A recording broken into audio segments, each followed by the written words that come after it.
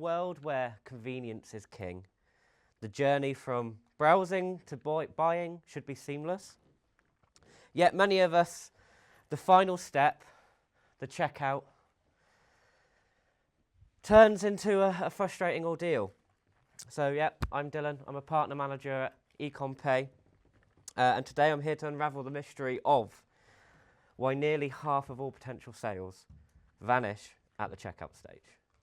So let's embark on a journey together to transform your online checkout from a nightmare into a dream. Now, you might have heard everything I'm about to say today, but you can't hear it enough. This stuff is really important. Right, so if we've got the right clicker. There, brilliant. So, the numbers, frankly terrifying. Average conversion checkout, the average checkout conversion rate, a measly 58%. So that means nearly half of your customers who reach your checkout vanish. So imagine all that potential. If we could just improve by a few percentage points, right? Think of money signs, right? Because essentially this is what it all comes down to. But it's all the effort, right? The gorgeous product pages, the SEO, the social media, the perfectly targeted ads, and they're all leading to a dead-end checkout. It's like, almost training for a marathon. I know we've got someone in the room here doing the London Marathon. There she is, Katie, yeah. And then face planting right before the finish line. So it's lost. And, for those you scaling, that's lost revenue. It's the difference between hitting your growth targets and, well, not. It's not just sales, it's wasted everything, right? Because there'll be a lot of parties involved within your e-commerce site, from an agency to tech partners and vendors. So it's wasted everything, and it's, quite frankly, a bit heartbreaking. So it's a problem we need to solve. So what's going wrong? Let me discuss the kind of autonomy of a failed checkout. So we've at Ecommpay kind of have identified 3 crucial areas of a failed checkout. So first, we have clunky flows, right? This is like navigating a minefield blindfolded whilst riding a unicycle. I'm really sorry for these really bad analogies. But so, multi-page checkouts, they take 36 seconds longer on average. That's, 36 seconds. Now, as a consumer, right, we all may have a commerce site, or we're all consumers, right? Think 36 seconds when you're going to a checkout. It's a lot of time, right? We want convenience, we want quick. So we can create friction, so we have to be really careful there.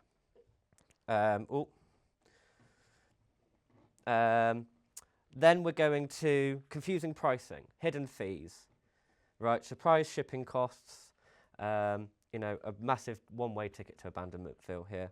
We need to be upfront, build trust, and just really make sure that there is no hidden surprises. And then finally, the third one is missing payment options. Now, I imagine most of you all have Google or Apple Pay using an Android phone. It's amazing how many merchants out there still aren't using that, but I'm going to go into this all a bit more. But yes, it's 2025 and 75% of consumers abandon carts because their preferred payment method isn't there. And it's not as it's usually just as simple as they can't be bothered to go and get their card from the wallet because it's upstairs in the bedroom or it's in the car. So having that available payment method to be able to use Google Pay, Apple Pay, or whatever wonderful and weird other payment method that they might be wanting to use. So let's dive into them a little bit more. I've mentioned clunky, so let's dive into what a clunky flow looks like. So here we have a multi-page checkout, aka clunky. So you go from step 1 to step 2 to step 3, right? And that conversion rate is typically at 56%, right? We go up by another 5% by simply just having it all on one page. Really quite powerful there. I know we use the term simplicity is kind of the best, and it's very much true. The numbers here do add up. So, really look at Do we need to be asking our customers for their email address? Do we trust ourselves so much that we can enable guest checkout at start so they may come back and then that's when you can capture their information? And like, I don't know, do you really need to know their gender maybe, right? Believe it or not, I have seen checkouts like this. So it's really just be sure that you're not creating a frustrating experience, only asking for the information. That is really crucial. Right, next, pricing, right? Hidden costs, lost trust. So 92% of consumers say that payment processes impact brand perception. So I just want to get really real for a second, right? That's 92%. That's almost basically 1 in 9 of your consumers. Sorry, 9 in 10. Oh gosh, I'm not doing statistics this morning. But right, so what have I written here? You have to bear with me. You know, you're browsing online, you find something you love, and the price you think, bargain. I'm one of those people. And then you get to checkout, you add it to the checkout, and then that anticipation, bam, gone. Because you see that extra charge. Oh, I thought it said free shipping on the home page, but okay, no, I haven't added enough to my cart maybe because it wasn't clear. So it's almost like having a cold shower. Oh, I hate that. With these extra charges, right? That same feeling. So just really want to be, you know, clear. Like, so if you're offering free shipping, but it needs to be over a certain order amount to get the free shipping, make that really clear. Don't shy away from putting that on your banner that says free shipping orders over £60. Instead of free shipping for orders over £60, right? Those kind of scenarios. Missing payment options, right? So you can't just afford to kind of offer credit cards anymore. Expect everyone to jump for joy. I remember maybe 10 years ago, right, we were all going, oh, do you accept Amex? Do you accept Amex? And you know, if you went somewhere that accepted Amex, you're like, oh, brilliant, great. But it's not as just simple as offering Amex now as maybe it was back 10 years ago. So again, I keep mentioning this word convenience. So we just need to meet them at convenience. So remember, 75% of consumers will abandon their cart if their preferred payment method is not there. So it's like throwing a party and only serving, I don't know, stale crackers. I really need to work on these analogies. Nobody's going to stick around, and it's about the choice, it's about convenience, it's about understanding your customers and giving them what they expect. And on BigCommerce, you have absolutely no excuse to offer a wide range of options. So let's break it down category by category into the nitty-gritty. Hopefully you've all had enough coffee, right? So, going to start here, BNPL, buy now, pay laters, Klarna, your ClearPay, your PayPal, buy later, Hum, which is a new one to market you might have heard of.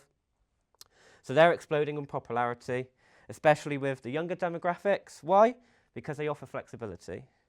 They let people spread out payments, making larger purchases. You know, Hum, you can actually spend up to £30,000 on Hum and install that over 12 months. So the numbers back it up. Merchants offering BNPL as a payment method report 57% increase in their payments there. So it's not just a trend, it is a bit of a revolution. And integrating these options are quite simple. You know, speak to your payment provider. Most of them will be offering some sort of BNPL, whether again that's Klarna, PayPal, Pay Later, Hum. And yet again, maybe add them all. Look into your demographics, see who you're targeting. Now, you know, it depends what you're selling as well. High-end luxury items, you might want to be using the likes of Hum. You may not want to be somewhat using a Klarna, but Klarna's great for your kind of medium size basket values. Now, open banking. This is a bit interactive. It's not going to take a lot of energy. But does any of you know what open banking is? I just want to show of a hand if you know what open banking is. Okay, so about a quarter of the room. Right, now if I say to you all, what's pay by bank? Do you all know what pay by bank is? Show of hands again. So a little bit more. Okay, so pay by bank, open banking is the same thing, essentially. Open banking is the industry term there. So this is where it gets really interesting. It's like a secret weapon in the payments world, to be honest. It has a lot of benefits. It's fast, it's secure, and it's incredibly efficient, right? Instant settlements is really a game changer for you as a merchant, right? There's no more kind of thinking T+3 days to get that money into your bank account, especially when you're trying to go for growth. You need that influx of cash. And reduced fraud and no chargebacks. So it's really, really a popular for you as a merchant, but it's really kind of fast and secure for us as the consumers as well. It's as simple as scanning the QR code. It opens up your bank app, and you literally select what account you want to pay from. So it's essentially a bank transfer, but just with less friction. No need to input the company's bank name, their sort code and account number, all instant. So unfortunately though, only 30% of consumers even know what it is, right? Roughly about the same kind of ratio in this room. Where else have I got here? So yeah, we need to educate, we need to build trust and explain the benefits. So yeah, faster and safer and cheaper. So it's kind of an all-rounder there. Okay, digital wallets, we should all know what these are, right? Google Pay, Apple Pay, PayPal. Does anyone know what this icon is here? No? No one? Right, so this is Click to Pay. So this is MasterCard, Visa and Amex have come together and they've created essentially their own Apple Pay, Google Pay. So this has got some really good case studies about increasing conversion rate. Ecommpay, we do offer Click to Pay, but you'll start seeing this pop up really soon. So they're just not nice to have. They're not just nice to haves anymore. They are essential, right? Convenience again, speed, especially for one-page checkout, right? It's really crucial there. Again, we see an average around 67% in conversion with Apple Pay and Google Pay. Can I have a show of hands on, have any of you gone to a site recently and had this issue where you haven't had your preferred payment method? Right, we're looking at like 80% of the room, same, right? Can't believe merchants are still out there not offering Google Pay, not offering Apple Pay. So yeah, so 54% of the merchants are only offering these. So it's a big untapped potential here. Right, and then we go to localised payment options. And this really comes to when, right, we might start off in the UK, but there's only so much revenue you can make in the UK. We need to be looking at cross-border. How do we open that up? So we need to look at these localised payment options. I don't know if I got a laser here. Yes, brilliant. So ideal, again, very, very similar to an open banking, but in the Netherlands. We've got Satispay, which is almost a very popular way to pay in Italy. Alipay for China. Swish, I believe, is Sweden. I don't know if anyone knows Swish. Yeah, Emily, yeah. So yes, again, having payment options available for where your consumers are. So yeah, you know, data backs all this up, and it's really something as simple as that, looking at conversion of your e-commerce site, just accepting these payment methods. A little bonus for you. So I'm going to talk about something quite critical. It's accessibility. So not just about ticking boxes from compliance, you know, making your online store welcoming for everyone. Think about it. We wouldn't go and build a brick and mortar store that might have 3 floors and not put a lift in it, right? So why are we doing it to our e-commerce sites? I'm going to explain a bit more about this right now, because again, you're going to be losing sales. You're going to be sending a message that you don't value them. So there's 4 key principles that I'm going to discuss. So for your online store, this is about checking things like keyboard navigation, screen reader compatibility, clear form labels, color contrast. You know, all might sound a bit technical, but really just a bit of common sense is required, and empathy here. So to help you get started, we actually have created a straightforward guide that breaks down these principles into practical steps. There's a QR code. Where's my laser? Here. Yeah, so we can kind of go into that, and let me go into it a bit more. So there's a gold standard called the WCAG 2.2, the Web Content Accessibility Guidelines. Four key principles. Poor, perceivable, can everyone access your content? Operable, can everyone navigate your site? Understandable, is everything clear and straightforward? So also to this point, dyslexic. A lot of dyslexics will use a Chrome app that changes your font. So it's making sure that is able to be used, because they may not be able to understand what they're reading on a product description if it's not compatible with dyslexic font changes. And then lastly, robust. Does it work with assistive tech? So I'm going to break these down into some practical examples. So this means information, perceivable. Not enough coffee clearly today. This means that informations and user interface components must be presented in a way that users can perceive. Think about it like this.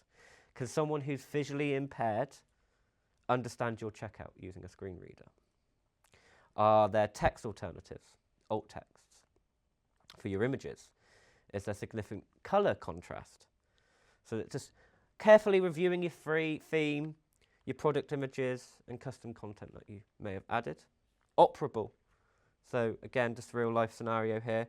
Can someone navigate your entire checkout process only using a keyboard?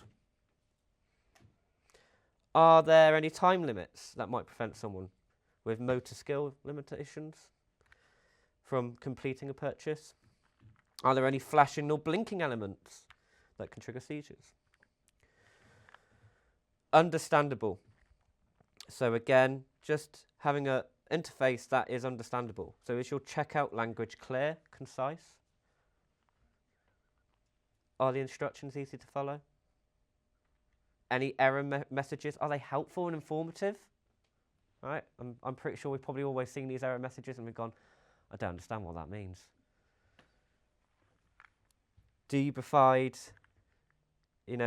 screen reader capability as well? With the robust, this is coming back to kind of user agents, assistive technologies. Does your checkout code follow the web standards? Is it compatible with different browsers and devices? Work with screen readers, and choosing a well-coded theme and testing your checkout with all different assistive technologies can really support there. So I know it can sound a little bit overwhelming. Maybe some of you may have not thought of this before, and you're thinking, oh gosh. But it's a set of detailed guidelines. It's not about achieving perfection overnight. It's about making a commitment to the accessibility and taking consistent steps to improve. We all do that anyway as merchants, as businesses, as techs, as agencies. We're constantly looking to improve. And the benefits are huge. You're going to be able to reach a wider market, more audience, more revenue. So, in really plain English, provide practical tips, examples, and offers resources for further learning. You can download our QR code again, Q laser, on the screen. But again, come see us if there's any problems. Happy to share that with you. So really invaluable. So accessibility is an ongoing process, and it's an investment, but absolutely worth making. It's about creating an e-commerce world that's welcoming and inclusive for everyone. And something I think we should all get behind. So, all right, let's get into some mind games. Not in a manipulative way, of course, but understanding the psychology of a checkout is crucial to boosting conversions also. So what's really going on in your customer head when they're deciding whether to hit that buy now button on your store? Well, there's a few triggers that we can leverage. First, scarcity. Ever notice like how showing only 3 left in stock or sale ends in 2 hours can create a sense of urgency? It taps into our fear of missing out, FOMO.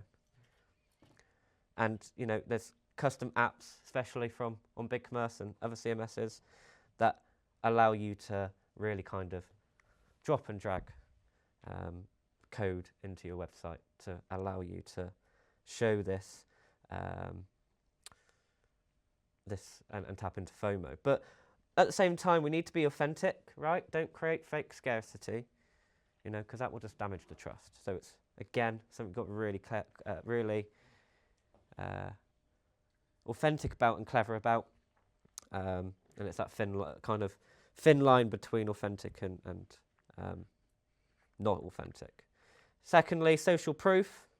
So, leveraging the power of crowds, reviews, testimonials. X people are reviewing this right now. I think like Temu and whatnot use that, and I see that being quite a good way to build confidence, build trust. Many of the CMS platforms have really great built-in review features. Tons of apps and displaying social proof elements. Put your Instagram on a product page.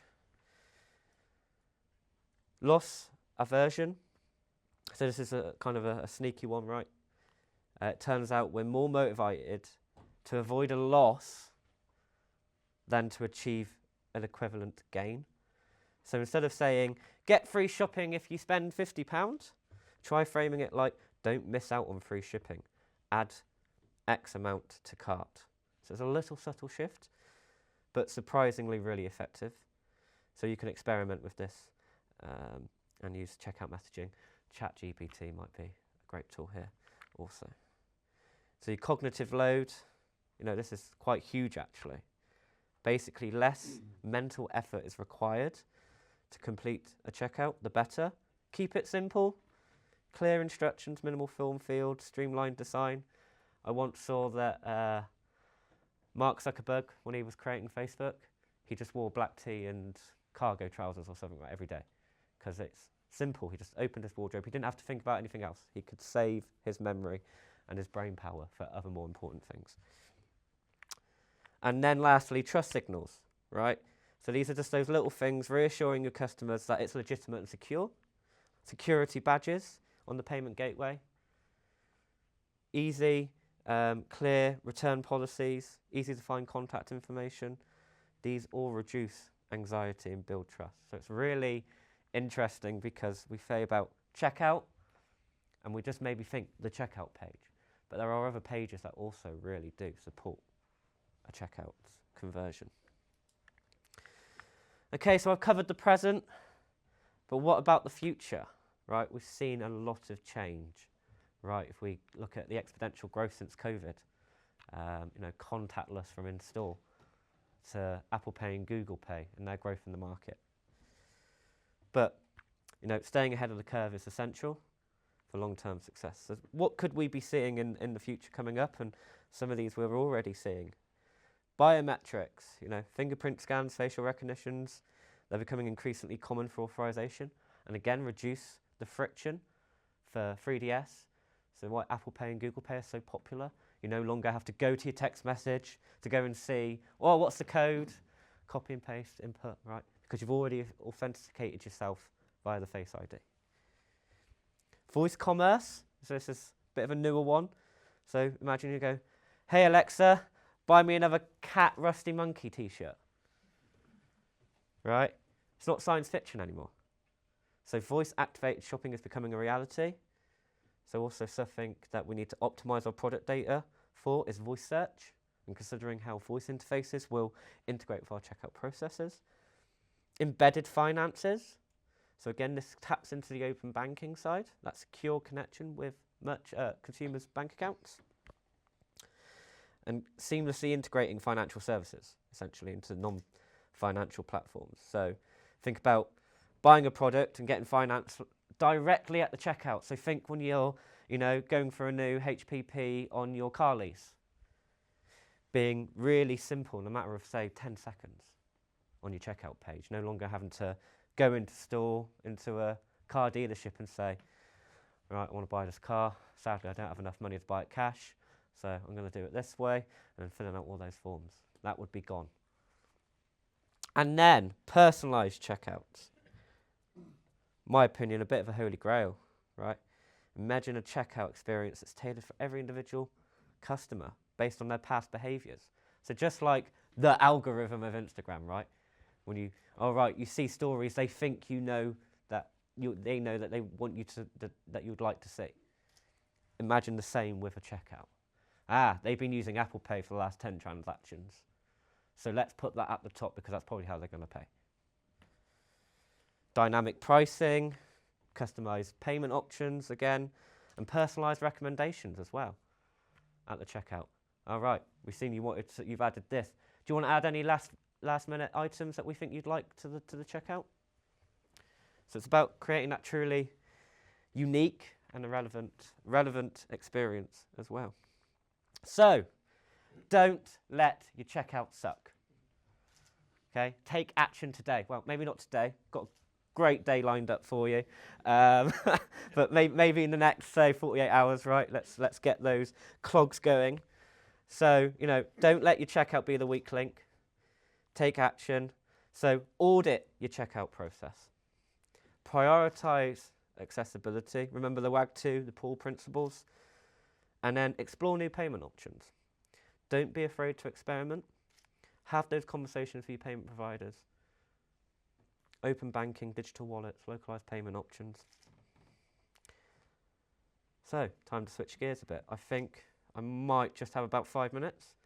So, brilliant. I want to hear from you all. What's your biggest checkout challenges? What questions do you have? Don't be shy. But again, if all of you don't have any, then come find me. I'll be around if you need to have a chat with me or Lee, if Lee can put his hand up right at the back as well. So we'll be around today. We're experts in checkout optimization. So yeah, we can help with creating these seamless and high converting checkouts. And we can just offer and provide a lot of support there. So, any questions? Yes. Just a comment, really. Yes. I've noticed recently that my Alexa starts reminding me when my Amazon basket items that I've got in there, when the price has dropped. Okay, And yes. it's just really neat, Yeah. but it's really interesting. Exactly. So I'm saying about the future, Yeah. right? But look, it's already here. Yeah. Yeah. But no, that's really nice to know, actually. Thank you. You talked about the different payment methods, so BNPL, digital wallets, and you mentioned chargeback and fraud rates, and certain parts of them have a lower rate. Which ones are the highest? So, good question. I might have to tap into Lee here.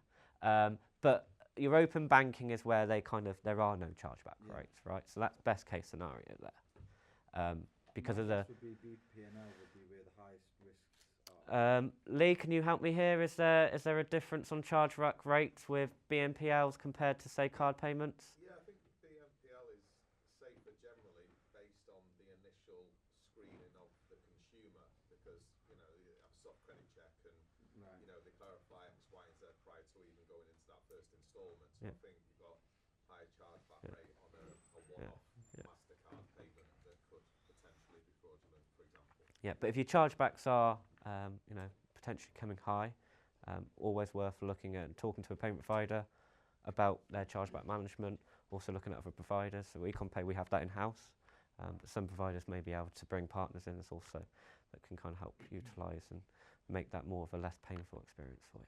Thank you. Is that all right? Yeah. Anyone else? I've got literally 2 minutes.